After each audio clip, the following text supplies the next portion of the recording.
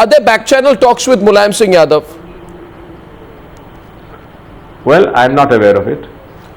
Would there be contact? Would it be unnatural to expect an ally like Mulayam Singh Yadav, who has been on the dais when your party was releasing its 3-year anniversary report, to be talking to the Congress? Of course, everyone has to be spoken to. When we want consensus, so widest consultation must take place with all political parties. Okay, now let me put it very more generally to you, Mr.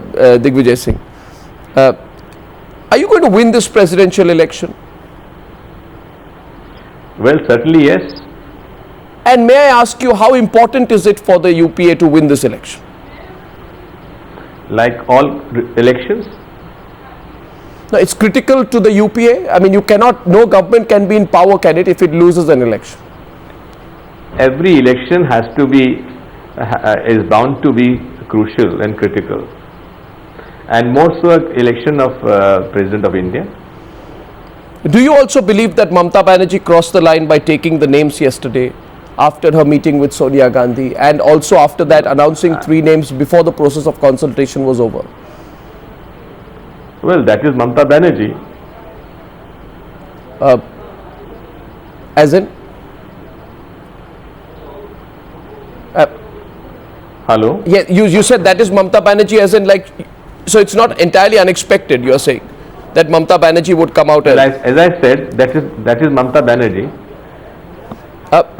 This evening, Mr. Digvijay Singh, after meeting Mulayam Singh, Mamata Banerjee came out and said Kalam is our candidate. She said it 8 times. Do you see a good 10% of the total electorate slipping away to the NDA? Won't the NDA take advantage of this crack? I think it's still too early to sort of decide who's going where. But they could, I mean, the NDA could take advantage of that. I mean, if you were in the NDA shoes and if 10% were moving out of one alliance, you'd try your best to take advantage of that. Well, the situation is so fluid, Arnab, that we can discuss with everyone and anyone also. Is there an objection to Kalam for presidency? No, we have no objections to anyone, but the fact remains that has anyone spoken to Kalam Sahab? No, he has not said anything officially yet. When we asked him 1 month back, then he refused to say anything. But obviously, Nitish... No, I just wanted to know as a Indian citizen, has Mr. Kalam agreed to be the candidate for president's election? You don't expect him to say yes? Well, I'm not saying no also. But the fact remains that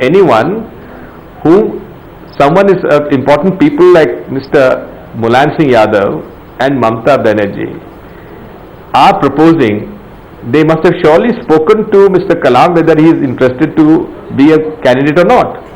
So someone from the media should ask Kalam Sahab whether he is interested to become a candidate or not.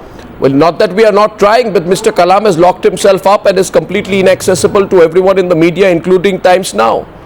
So there is a huge mystery there. Well, I think Mulayam Singh ji and Mamata ji should try harder. Mr. Digvijay Singh, the Congress and the TMC have been having trouble over several issues for some time now. And many the Congress and the Trinamool Congress, on substantial, fundamental issues. I'm not talking about ego disputes. I'm saying on fundamental issues, like the pension bill, the FDI and retail issue, the land acquisition bill, Teesta Accord. There have been differences, haven't there? I mean, what is happening today is a product of a lot of events for a long time now, many months, isn't it? No, if there have been disagreements, there have been agreements also. Of late, more disagreements, wouldn't you agree?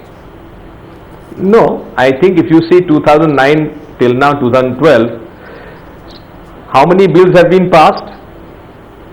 Much more than what bills have been held up. Yes, but if I take the number of bills which have not been passed and I try and find out the important bills which have not been passed for whom, then I would find the name of Mamata Banerjee against most of those bills, won't you agree? But it depends on what you consider important. Well, most of the bills which you consider important, land acquisition, FDI in retail, Yes. pension No, fund regulatory land bill. acquisition, the land acquisition bill is with the standing committee, not with Mamta. That's true. FDI in retail, pension bill. I mean, is there a, may I come to the point, because Ms. Digvijay Singh,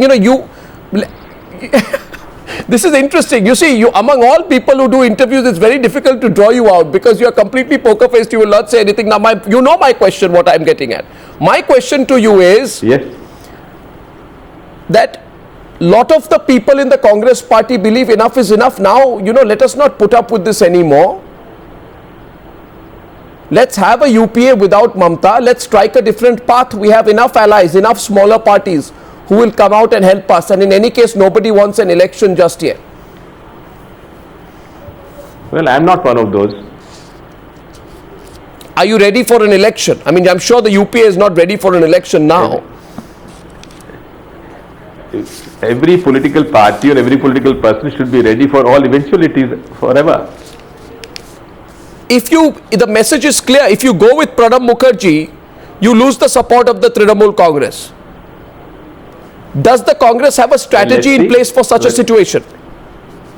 Well, let's see. Are you saying it's still possible to retrieve back the situation? Well, as far as I know, the candidature of Pranab Mukherjee has not been publicly opposed by Mamta. Well, I mean, she has publicly opposed it, I would say. Because She hasn't spoken anything against Pranab Mukherjee. No, as yet. She mentioned Pranab Mukherjee's name as Sonia Gandhi's choice, and then within half an hour of that, she mentioned her own candidates, which means she is opposing Pranab Mukherjee. No, but categorically, she has not said anything against Pranab. Is it possible that President Kalam comes out and says that there is no consensus, I cannot be the candidate, and that can be the starting point of a renegotiation with Mulayam and Mamta? Well, I'm not the spokesperson to speak on behalf of Mr. Kalam. Do you believe that Mamta and Mulayam, what is described as an M+M alliance, are doing this because, these two parties stand to gain the most if there is an election tomorrow? They have 40-45 seats now, they'll have 75 plus seats they expect if there is to be a quick election. They are the two parties which want an early election. And I am telling you what senior Congress leaders have told me, that this is the reason why they are pushing it. Well, I have not been able to discuss with you also, Arnab. Well, I am asking you, what is your view? Do you think they are pushing because they want an early election? No, I think that it may be their view, but of course, I have not been able to discuss with them. But the fact remains that the two things are quite unrelated. Can you analyze what's going on here, Mr. Digvijay Singh? Can you analyze what exactly is going on here and its impact on the political stability at the centre? I'm in as much of suspense as you are.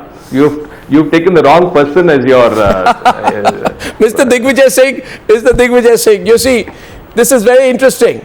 Digvijay Singh is always an interesting person to interview because he has this complete tone of deniability, and tonight, Mr. Digvijay Singh, you have a complete tone of deniability. Your smile is saying it all. You don't want to reveal anything, but I have a good sense that tomorrow or day after, when the situation becomes more clear and you are in a more expansive mood, then you will speak back to me and you will give me the whole story, the inside track, and anytime for you, Arnab. Yes. Anytime for you. Digvijay Singh, pleasure talking to you. Thank you very much for talking to me. Mamta Sonia split seems clear. That's very interesting. Sachidanand Murthy completely poker faced. Digvijay Singh not revealing anything out there. Obviously he knows. Yeah. What is the real story, Sachi?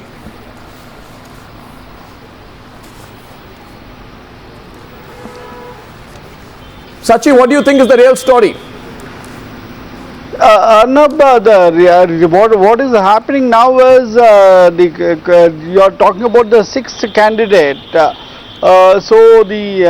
What I have come to understand is that after the core committee meeting, they are considering some more names to work out a consensus candidate. Though still Pranab Mukherjee is the first choice, but the name of Meera Kumar has cropped up more prominently after A.B. Bardhan. You remember A.B. Bardhan played a very prominent role in endorsing the name of Pratibha Patil in 2007. So he has been saying that Dalit woman who should be the president, that was the dream of Mahatma Gandhi. So anyway, the Congress top brass is giving more consideration for that name. But what I also hear from my DMK friends is Karunanidhi is telling the Congress that you go ahead with Pranab Mukherjee. We can turn around Mulayam Singh, there won't be a problem. So there are a lot of players who have got into action as a UPA meeting is coming up tomorrow. Precisely. So and also the Congress is working out a strategy on how to split Mulayam and Mamata. They still, I mean, whatever SP spokesman, SP leaders have been speaking, that has not happened. But significantly, Mulayam has not officially come out today saying that Kalam is the only candidate. So there is still a lot of ifs and buts. Congress is hoping to exploit those ifs and buts now. I'd also like to get in Professor Vivek Kumar, then I'll go back into our debate. I thank you for your patience, Asaduddin Owaisi and Mahesh Jethmalani, because I want to get both sides of the story there. Professor Vivek Kumar, what do you think of the Meera Kumar's name coming out? Associate Professor at JNU, Professor Vivek Kumar, do you think Meera Kumar's name could come out if Kalam says no, and that can be the basis of some consensus? I think Arnab, now by now it's very clear that Mulayam has really played a very canny politics, and I think he is a street smart politician. You all know that he is preparing for elections.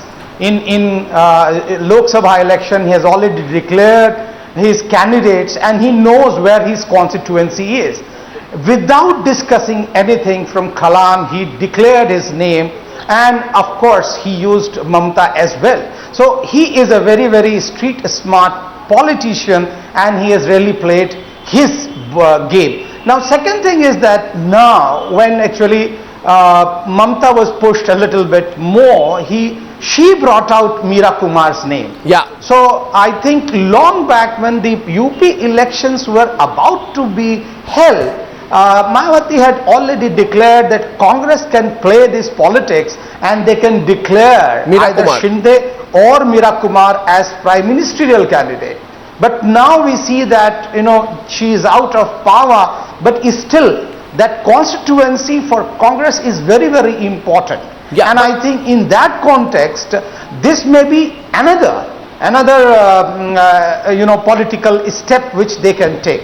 Interesting. But one thing but I like to say, if you say sociology of presidential elections in India, it is really very difficult to imagine that how this whole office has been used time and again on the basis of regionalism, casteism, even actually at secular stances to prove the secular credentials of the people. This office has been used without maneuvering that who is really capable of leading nation at this level. No, so is there amount of tokenism that brings me back to Asaduddin Owaisi and to Mahesh Jethmalani. Sorry, you know, both of you were getting into an interesting debate when we interrupted you. My question to Mahesh Jethmalani, you were responding to Asaduddin Owaisi, but as you respond, I want to ask you, are you saying okay to Kalam, or are you open to Kalam only for a sense of tokenism? Is this election all about tokenism for the NDA? Do you have a position of your own?